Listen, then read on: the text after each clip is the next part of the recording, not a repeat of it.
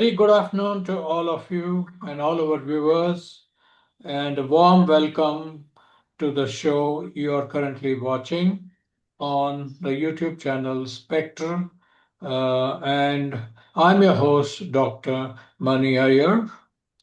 In November 2022, India learned a phrase it will never forget: the fridge murder case.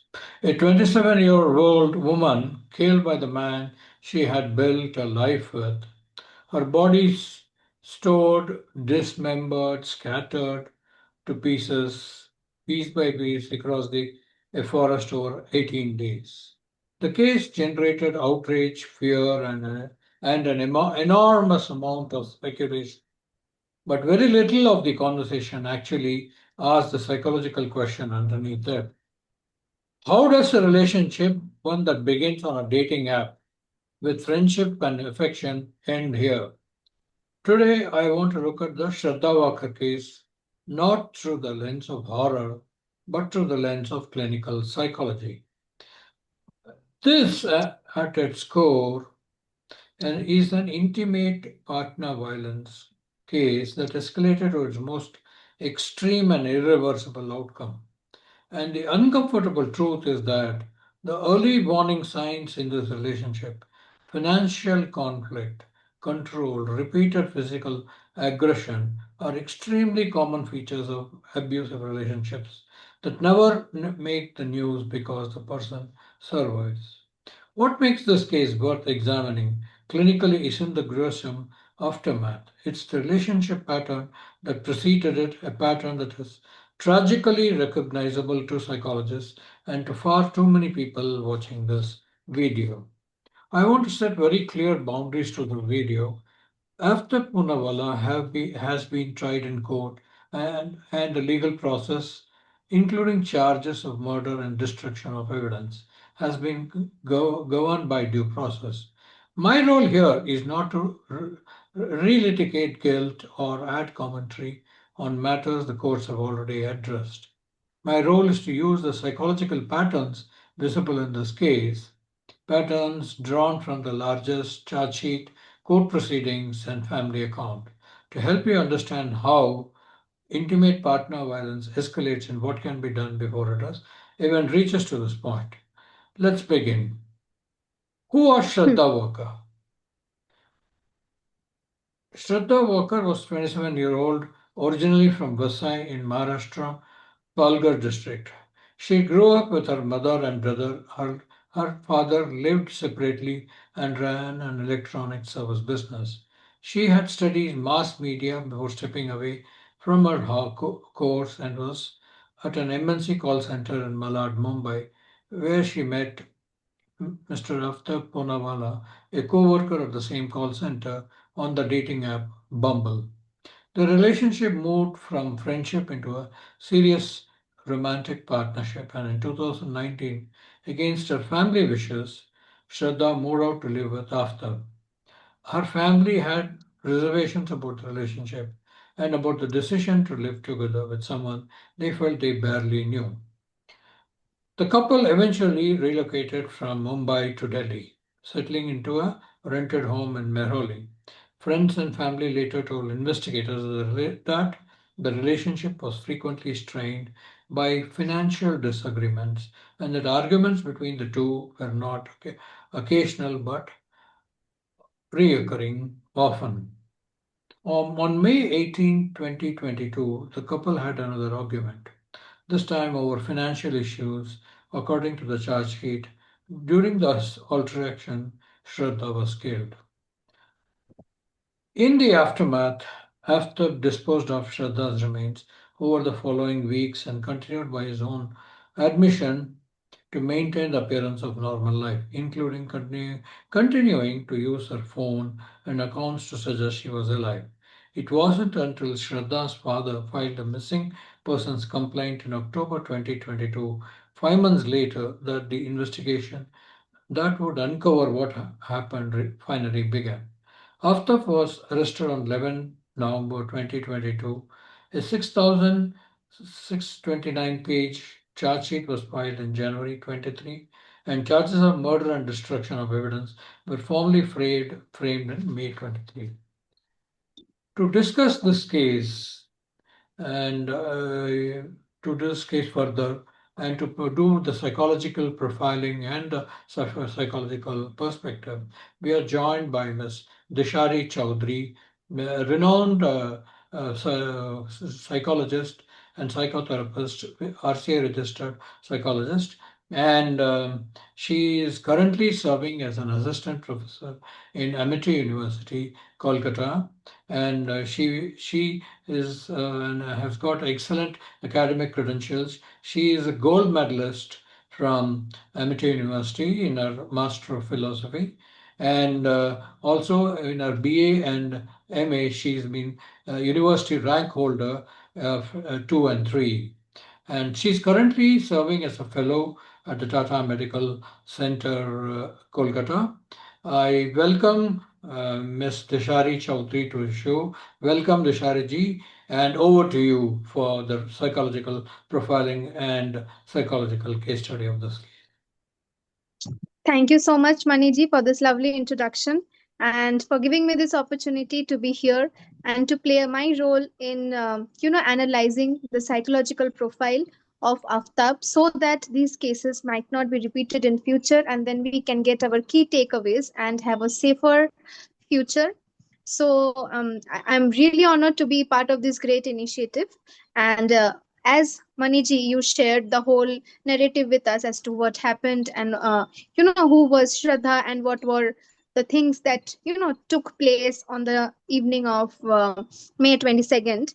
I will like to share some of the photos and images so that we can also add that visual impact and understand the things better. So this is the Shraddha Walkar case, and this is a clinical anatomy of intimate partner violence and forensic discovery. So, as Sir had already told, this started happening in 2018, where they met via call center. In 2019, they were cohabitating, and Shraddha was experiencing relationship isolation because she had moved in with Aftab against her family's wishes. So she was pretty distant from her family members, and also as they relocated to Delhi's Mehrauli, she was even further away from her friends and other people. So she was experiencing relationship isolation. In 2020, the ignored warning, there were many incidents of violence, intimate partner violence among them, and cases of physical aggression where Aftab was hitting her, or there were verbal abuses and a very toxic basically relationship pattern. So an official complaint was also filed in Vasai in 2020, and in 2021 the cycle of abuse still continued. Then there was a dual life. So basically, there was a facade in the whole thing. The public illusion was that they had a very, curated social media presence where they were food vlogging, they were posting photographs and going on vacations and having this dream life. And they were very outwardly and projected as an LGBTQ plus ally, an animal lover. And they were described by their neighbors as having very polite demeanor. However, the hidden reality was they were repeated instances of physical aggression between the couple. There were emotional blackmail, psychological manipulation, and complete isolation of the victim from her father, mother, brother, and her primary support systems. Then this is the photo of Shraddha Walkar. It was taken after one incident of domestic abuse, and these are the texts that she has been sending to her mother and to her friends that she was not doing well. And this is the fatal escalation that started. In 14th May, Walker communicates her intent to leave the relationship permanently. In 15th May, there was a relocation to a flat in Chhatarpur Pahari area in Delhi.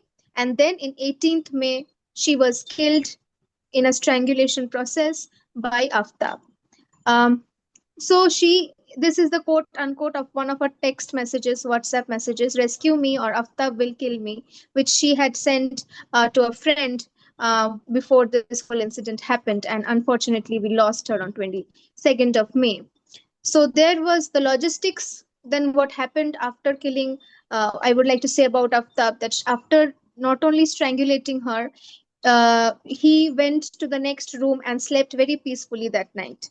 And the next day, he made all the logistical calculations. He got a 300-liter fridge, and he got, the chemicals and cleaning agents, and, all of the bleach materials, everything, cleaning materials. And he got it from different shops so that, it is not very obvious, or it doesn't hint to anything that is out of the blue. Then he dismembered her body, and basically every night he had made a routine at like what 10 to 12 p.m., or like, sorry, am. He would take a part of his body, of her body, out of the fridge and chop it into pieces, and then again place the rest of her body in the fridge. And even one day, what happened while chopping the pieces, he also cut his finger, and then he went to a nearby clinic where he got that taken care of, and then again he continued the process. And even when Shraddha's body was in his fridge, he brought other girls into his room, and so he was so calm and chill about it, with zero remorse after this incident was happening. So the forensic triangulation that helped to discover that all the dismembered parts were actually belonging to Shraddha, and the whole story was made from three point of view. One is biological, one is physical, and one is digital. So what happened is, as he Aftab in one of the interviews said that he was really inspired from the Dexter series main character, which is of a serial killer. He was actually a vigilante serial killer, but he also used to work as a forensic expert. So he knew how to do it in the right way and how to get rid of the evidence. So he basically followed his footsteps, and to not keep any evidence, he threw all the body parts in different locations. Every night he just took two bags with the body parts, and then he uh, destroyed her face by burning it so that no one can actually recognize her. And he did everything in such a calm, collected, and logistical manner that it was very difficult to even identify the body of Shraddha. So the triangulation had to be done. And now we will profile the perpetrator, and we will have understand what is the diagnosis, and what is the systematic void, what is the reality, what is the statistical reality of such incidents in our actual population, how we can intervene, and how we can prevent. So that we are going to discuss now. So Dr. Ayer, shall I move forward with the Please psychological go ahead. profiling? Yeah, go Yes. ahead. Okay. So, from what we understood as of now, we have to understand basically what was the psychological profile of not only the perpetrator, that is Aftab, but also of the victim. We need to understand that very well. In cases of intimate partner violence, which is very common in India, it's tempting to ask, it is very tempting to ask what kind of a person does this. But clinically, it's often more useful to ask what was the relationship dynamic that allowed this to escalate unchecked to this extent. Abuse rarely begins with its worst act, it builds slowly over time. So, according to the accounts from the friends and family of Aftab and Shraddha, and details that emerged during this whole investigation, the relationship had documented a pattern of conflict well before May 2022. Right. So, reports describe that Aftab was frequently aggressive, with physical altercations occurring over what witnesses described as petty disagreements, like that doesn't need physical, or and nothing actually justifies for physical aggression, but whatever he was having was over petty issues, not even serious issues. Mostly they were related to financial related issues. Recurring conflict centered on financial stress, which was a well documented trigger and a risk escalator in this abusive relationship. Reports also describe that relationship strain connected to infidelity and trust breakdown, because apparently Aftab, in spite of having a live-in relationship with Shraddha, he was still on the dating apps like Bumble and Tinder, and was actively pursuing romantic connections, which of course made Shraddha very insecure and made her question, which in turn led to an altercation between them, which again turned into a violent one oftentimes. Shraddha had reportedly expressed a desire to formalize the relationship, like get married, while Aftab constantly resisted. He was of the opinion like, why do you want to waste what we already have? We are living together. It is well. We do not have to get married and things like that. So none of these factors alone could predict a lethal violence, but together they represent a well-established clinical risk factor, which is a volatile relationship marked by repeated physical aggression, financial conflict, and an imbalance in commitment expectations. Right. So now let's understand the escalation pattern. So, clinical research on intimate partner violence or homicide identifies a recognizable escalation curve, which usually starts with verbal conflict, followed by episodic physical aggression, followed by an increase in the frequency and severity of that aggression, often culminating in a final catastrophic episode triggered by a seemingly ordinary disagreement, like happened to them. They were actually fighting regarding something related to the finances, and that led to Shraddha's death. So, this is what appears to have happened on May 18th, 2022. The proximate trigger was another argument over finances, but was not unusual for this relationship, right? As we have already discussed. What was different was the outcome this time. This is one of the most important and most counterintuitive findings in domestic violence research. The final fatal incident is very often not qualitatively different from arguments that came before it. It is the culmination of an established pattern, not a sudden aberration or an incident. So basically, there is also a very beautiful movie called Thappar, if many people have seen it. That shows that that lady was doing a lot for her husband, and her husband could not give those reciprocations back emotionally or even physically or verbally or everything. Like she was not getting it from him. However, she continued to serve for him and continued to do all of these things because she was in love and she believed that, yeah, it is okay. That is fixable. We will be able to work on those things. However, one day that husband came and slapped that woman. And at that very day, she left the house and decided to give him a divorce. And the whole society was against her because the whole society has normalized somehow that it is okay to get slapped once or twice, that every husband does it when they are angry, or it is okay to, it was not that of a big deal. But that woman stood to her terms and she said, it is not about this one slap. It is about crossing that boundary. It is about me taking that stand for myself. It is about me saying that it is not okay and I do not accept it. And if you accept that one slap, that one day, next few days later, will become two slaps and that will escalate. And that might lead to a case such as this. So, from here, we have to understand it is not okay even to accept the things that we often consider as minor, or like, okay, we can, just not look at it at that way and just give them the benefit of the doubt and move on, right? So now we have to understand the post offense behavior. What happened after the killing is in some ways as psychologically revealing as it happened before. The methodical disposal of the body over 18 days, the use of Shraddha's phone after she died to simulate her continued presence on social media so that her father or her brother might not have any doubt that she is missing, and the maintenance of Aftab's normal public routine all point towards an individual who is capable of extended, organized, concealment of behavior, which is a far cry from someone who did it in a in a state of momentary panic or unplanned, or he was not capable of it. It just happened to have by an accident, right? This pattern, calculated concealment sustained over weeks, is something which forensic psychologists pay close attention to because it speaks to a capacity for compartmentalization that is distinct from the impulsivity of the original act.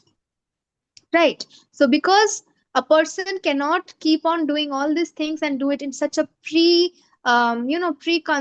detailed manner over so long period without any remorse, if he just happened to have, happened to do that and he is feeling guilty about it. Right. So now, as I already had mentioned, that the main risk factor here for the case of Shraddha was her isolation.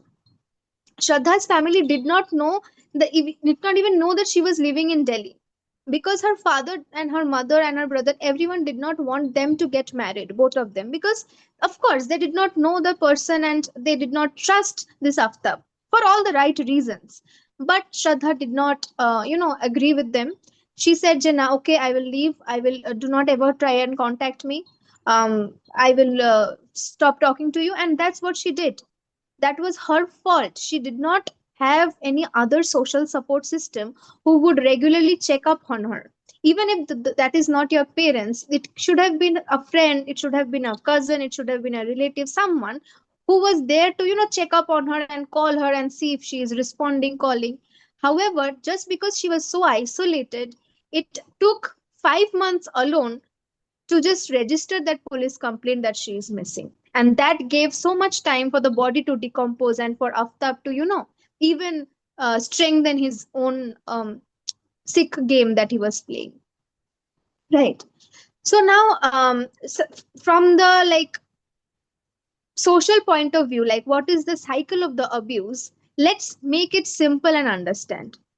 So there is a very well-known model in psychology which is called the cycle of abuse. It is very simple as it sounds almost. It has 4 stages that repeat like a loop. First, the tension builds. Then there is a blow up, an incident of aggression. After that comes a calm, even loving phase. Sometimes they call this the honeymoon phase, where things again feel like okay, and they feel like okay, there is hope, and things are getting better, and everything will get fine. Then slowly the tension starts building again, and this loop repeats. So why does this matter? Because each time this loop repeats, it gets a little more normal. The person experiencing it starts to think this is just how our relationship is. Fights followed by making up, followed by being fine for a while, and then again the same thing. So reports of recurrent fights followed by reconciliation in this relationship fit this loop closely. It's also the simplest answer to why didn't she leave. The calm periods in between, where she just wanted to keep the hope alive. No one wants to give up on their relationship. She gave up on her family, but she was not willing to give up on this relationship in spite of him having cheated on her and him having mistreated her. But she was in love, so she just wanted to, fix things and have that hope that one day maybe everything will be fine. So this is the toxic loop pattern, which we call it as a cycle of abuse. We need to learn to identify it if it is happening to us or someone whom we know closely, and there we can intervene. Then there is a mismatched commitment. So here is a simple but important pattern that Shraddha reportedly wanted to get married. Aftab reportedly did not. When one partner wants a form of relationship much more than the other, the person who wants more tends to try harder. Like Shraddha, she was trying harder, she was forgiving more, and she was trying to stay longer, even when the things were unhealthy, because there she was still hoping maybe that they will be able to fix it and she will reach her ultimate goal of getting married. It's not weakness, it's just basic human motivation.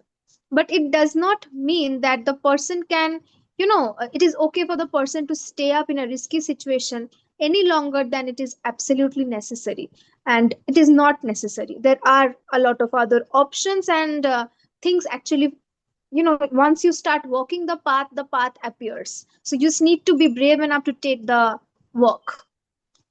So it's easy to hear they argued about finances and think that this sounds like a minor inconvenience. Every couple argues about money. But in psychology, frequent financial conflict combined with a history of physical aggression is actually a recognized warning sign that professionals look for when assessing how dangerous a relationship has become. It's one of the simplest, most common red flags. Not because money itself is dangerous, but because it's often the spark that lights an already volatile situation. So put simply, prior physical aggression, fights that kept happening, and one partner avoiding commitment and the other partner wanting that. These three things together are recognizable warning pattern, and it could have already indicated that it might lead to something fatal, and that is why maybe Shraddha was even texting her friends, Jay, keep just take me away from here, Aftab might kill me. So she might have even understood the extent of fatality or the potential of Aftab, and still she chose to be there. So we need to be brave about the choices we make in life, because that is actually life. The choice if we want to be happy or sad, the choice if we want to be brave or afraid, the choice if we want to stay in a relationship or leave it when there is still time. So now if we talk about, we talked a lot about like the situation and the victim, that is Shraddha. Now let's talk a bit about Aftab. Was he really a monster? Let's like dive into it and think about that. So after this case, a lot of media coverage described Aftab using words like psycho or monster. It is an understandable reaction, but psychologically, that label can actually make it harder for us to learn anything, because it suggests this person was an alien, unrecognizable type of man.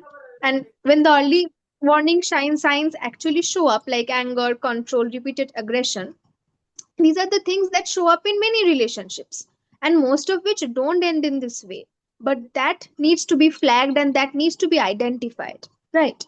So, in simple terms, thinking of him as a monster lets us feel safely distant from the problem. Like, acha, he was only the monster. My partner who is aggressive will never do that because he's not a monster, right? So, thinking of the pattern, ordinary conflict that has escalated unnoticed over time is less comfortable, but it is the version that actually helps us protect ourselves in the future. Right. Now, one very important thing that even Maniji you pointed out, like he was inspired from Dexter, right? Like, what do you have? What are the information that you have about that? Then I will just give my point of view. No, he has indicated that his one of his favorite programs was Dexter, where the Right. person in the during the day is a forensic person, and in the night he is also a Right. vigilante murderer. So he says Right. that he has taken a thing from inspiration from this guy, and that's how he went Right. about systematically cutting her to pieces and all that, and doing that. And yeah, so yeah, maybe you can elaborate on this. Right. So now let's talk about something that doesn't get discussed enough, the role of media, like this Dexter, and how Maniji, did you know that he used to always have these conversations and interviews with the police and the family members only in English? He did not talk in his own native language or Hindi. Right. Mhm. So he always had every conversation in English, which very subtly points us that he was trying to maintain an image of a person that he truly is not. Right. So during his confession, also, Aftab told police that he was inspired from this American TV show Dexter and this fictional serial killer who dismembers his victims and disposes the evidence methodically. He said that he picked up the idea of cutting up the body and getting rid of it piece by piece from watching crime shows such as this one. So, can we say that this TV show caused this murder? Can we really say that? In simple terms, no. And that's an important distinction. The decision to kill and the underlying pattern of aggression in the relationship came from the factors we have already discussed: anger, conflict, control. The TV show didn't create those feelings. The TV show did not make him a narcissist or make him have antisocial personality disorder traits. Right? Those all were already there, but here's where media does play a real role. It gave him a method, a blueprint, a how to, like the know how or how to for the disposal and the concealment that followed after killing Shraddha. Psychologists call this kind of influence a script. Media doesn't usually plant the motive, but it can hand someone a script for how to act on a motive that's already there. So, this is a well documented concern with an extremely graphic crime content. It rarely creates violent intent from nothing, but it can shape exactly how violence is carried out, especially in someone who is already at a breaking point. Right. So this is what sitting with as viewers and content creators ourselves. This crime media, crime shows, dramatized killer narratives isn't inherently harmful to watch. Most people watch these shows and feel nothing but discomfort or fascination. But for someone already moving towards violence, detailed, glamorized portrayals of how to plan and conceal a crime can act like a manual kind of sort of, right? So that's a responsibility content creators, including people making videos like this one, need to take seriously, focusing on patterns and prevention, not procedural detail as to how to carry the act out. Yeah, Right. so I think we had a very good profile of this particular the thing, but still we would like to ask: was he a Hmm. psychotic? Was he a psychopath? Basically, in this kind of behavior, he has normally it is not a normal behavior. Everybody has Right. some fights in a relationship. Hmm. There could be small fights and. I mean, there could be fights on financial matters. I do not know, but it depends on couple to couple. But in this case, anyway, on even silly matters, they had seemed to have gone physical. And Right. can he be characterized as a psychotic or a psychopath? What do you Yeah, think? so actually, psychotic and neurotic are two different spectrums.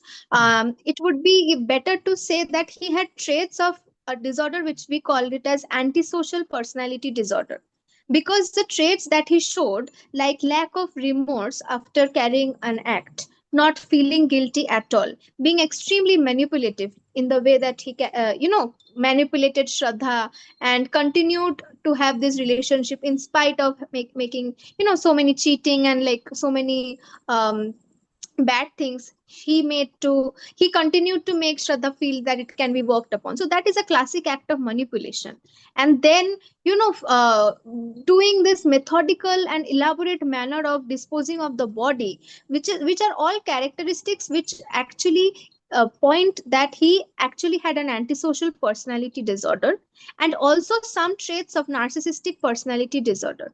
So why narcissistic personality disorder? People who are narcissistic, who actually like want to show themselves as some flashy, very cool English speaking people, and very like nonchalant and non caring and not at all nervous like that, actually are very afraid and insecure, and that is the facade they have, that is a face they have for the world to hide their deep insecurity. That also reflects in many of his interviews and in behaviors and life patterns and everything that he did over the period of time.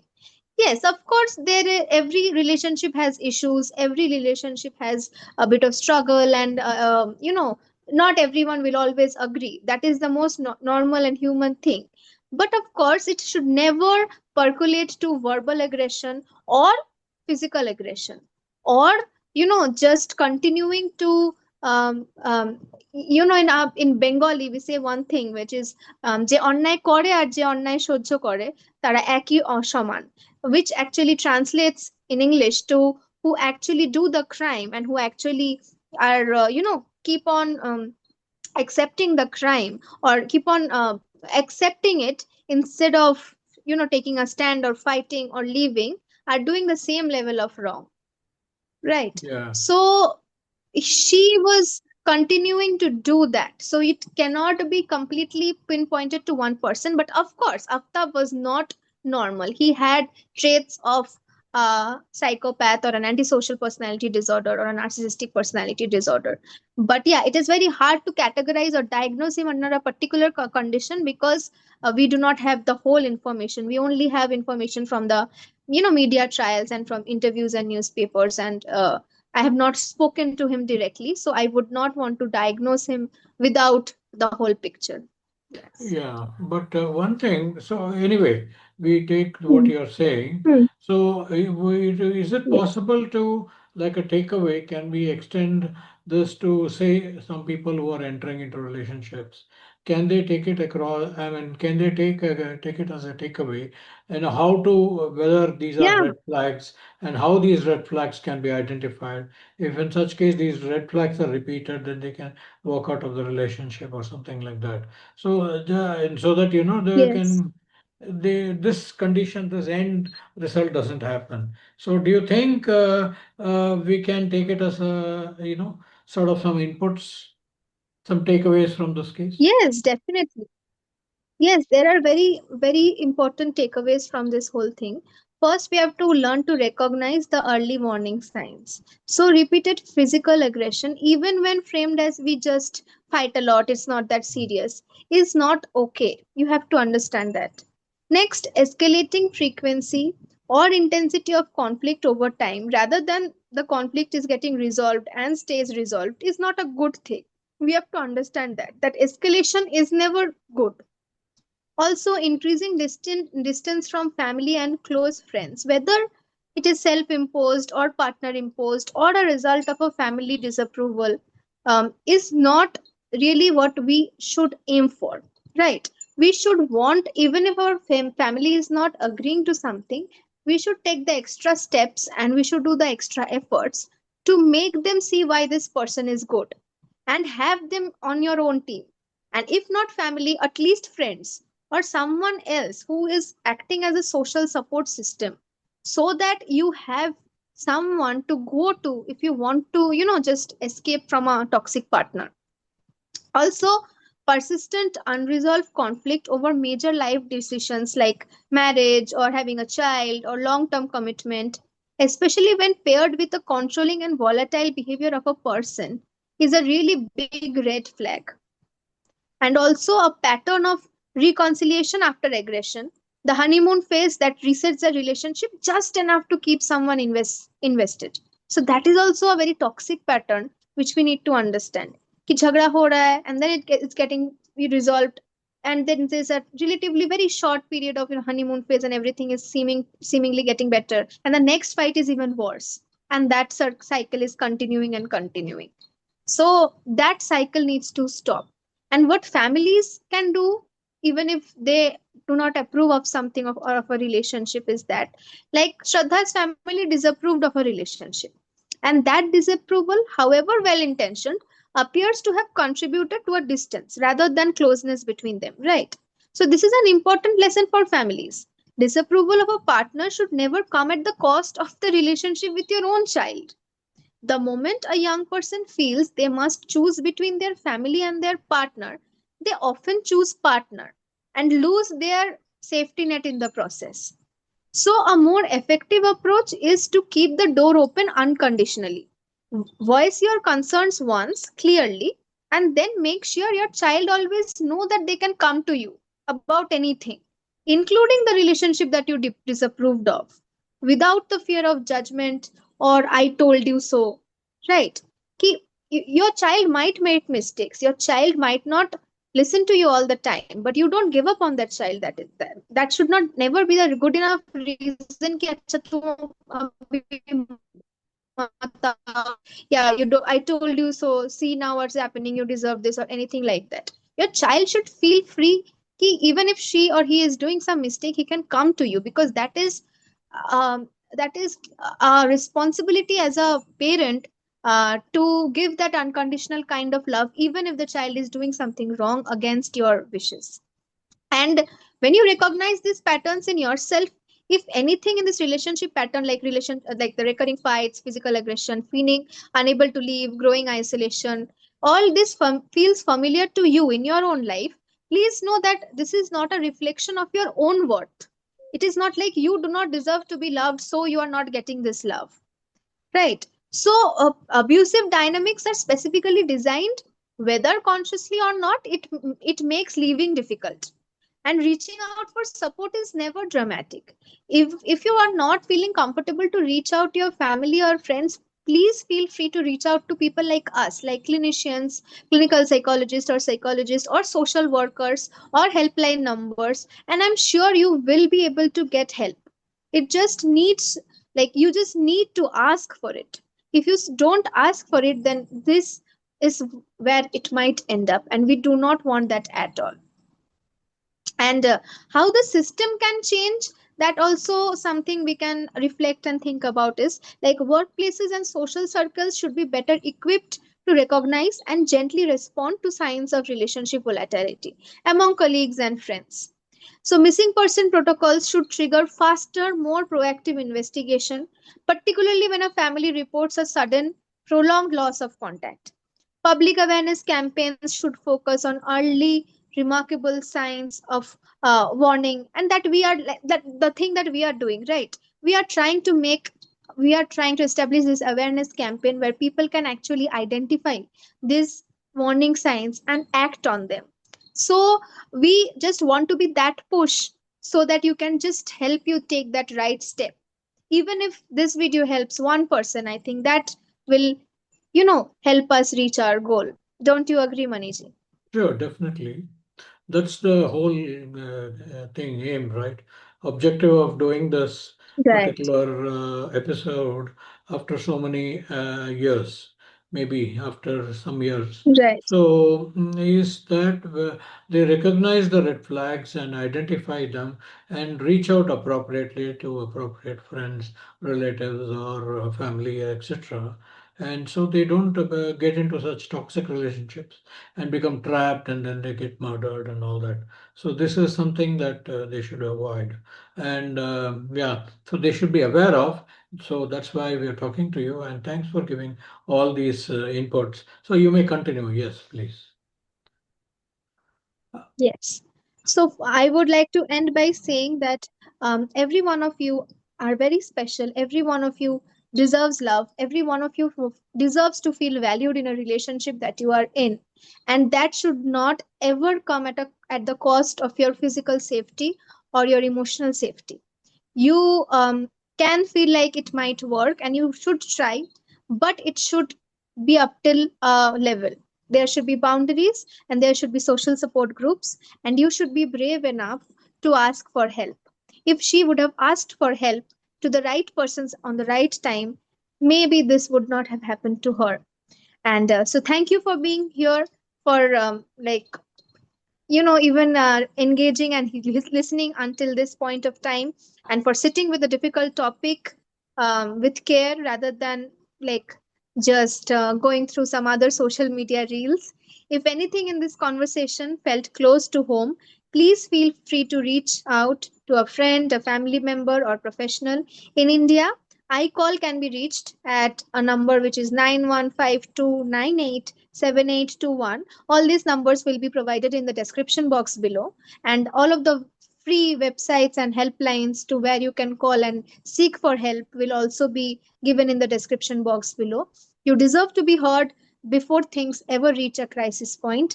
And thanks for listening and watching till now. So I would like to hand over to Maniji right now. Thank you very much, Dishari ji, as well, because it is a very difficult topic to talk about, and it is a very sensitive topic and also a very serious topic. But you had a there you need to take a fine line, and that line you took, so that we can exactly discuss what is required, what are the takeaways, how we can prevent such things from happening, or how even we can come out of such situations.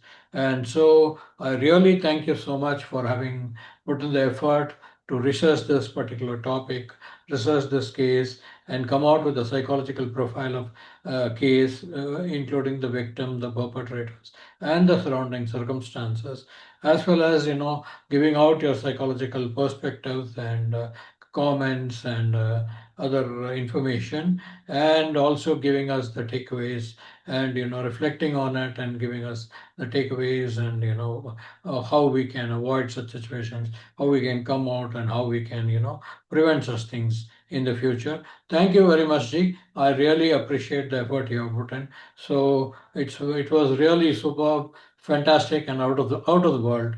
Thank you so much. I appreciate the same. Thank you so Yeah. much, sir. Yeah, Thank looking you for this forward. initiative. Thank you for doing this. Yes, sir. Yeah, thank you so much. So, looking forward to such interesting programs also in the future. So, we will see you soon on another program on our channel, Spectre. So, viewers, don't forget to subscribe, like, and view this channel. So, it's very important. It is your this small thing that keeps us going. Thank you very much. And also, please leave your comments at the bottom. Thank you very much. I appreciate.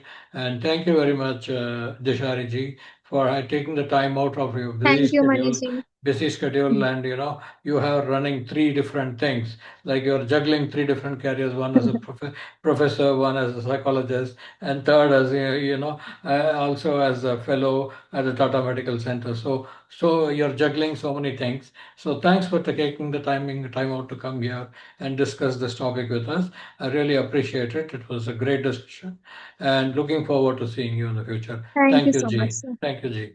Thank Thank you, you, sir. sir. Thank you, sir. Thank you, everyone. Yeah, See you thank you a next lot. time. Thanks a lot. Thanks. See you next time. Catch you soon, very soon. Thank you. Bye bye. Okay. Thank you. See Bye. you. Bye. See you. Bye.